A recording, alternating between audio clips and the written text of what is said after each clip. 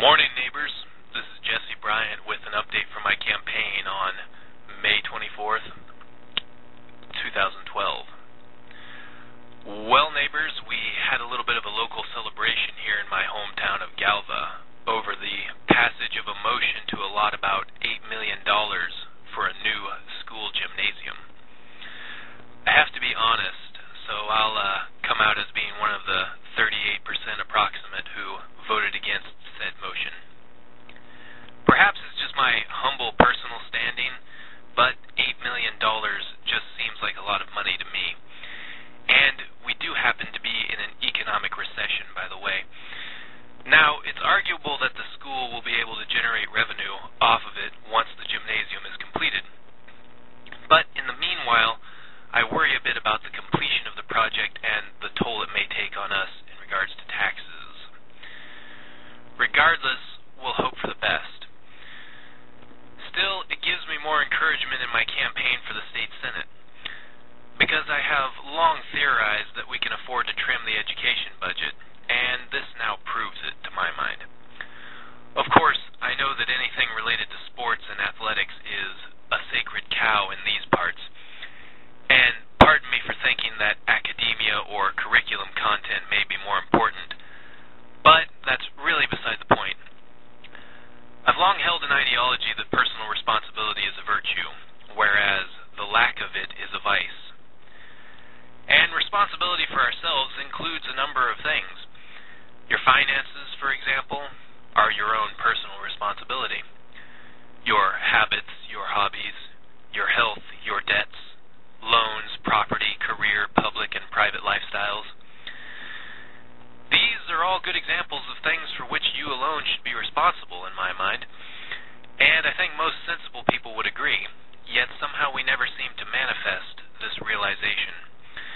You see, everyone in the community will have to pay for this project in some way, I suspect, because now we have a total communal education system in America, essentially making us a socialized education state. Perhaps some folks are partial to socialism, but personally I'm not, especially not when it demands that I pay for something I can't or won't use. To add to the list of personal responsibilities, I would say that you are also responsible for your own learning process and education. Contrary to popular belief, there is no monopoly on knowledge currently.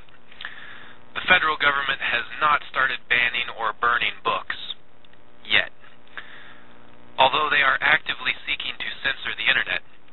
But regardless, learning and education are personal endeavors for which each individual has their own responsibility.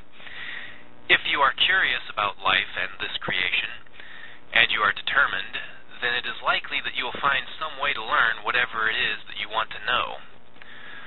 On the other hand, if you are intellectually lazy and apathetic, then I'm afraid that no amount of books, computers, gymnasiums, or any other expensive items will ever succeed in enlightening you.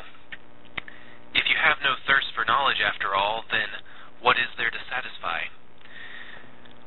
We have a trend going on in America right now. Kids don't want to learn, and test scores sink lower and lower until the standards sink even lower, despite the constant increase in spending on education. Well, who can blame them, of course? In a lot of cases, public school is either boring or full of distractions, and a young mind is not yet seasoned for that kind of environment.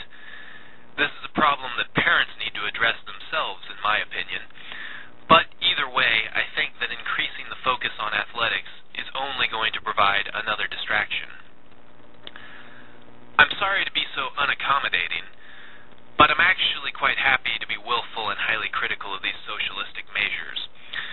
I also have to point out that I'm really sickened by the way in which people consistently take these children hostage for the sake of making money or running scams on the general public, or continuing to monopolize on any given business. It really is shameful.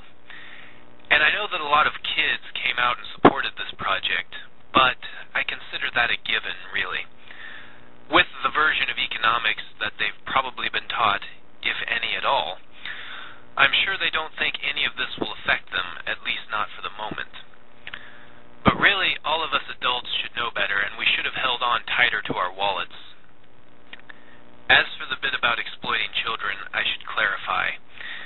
I was really annoyed that the yard signs advocating this project were all covered with the message, "Vote yes for kids," as if to imply that voting no would have somehow done harm to the children.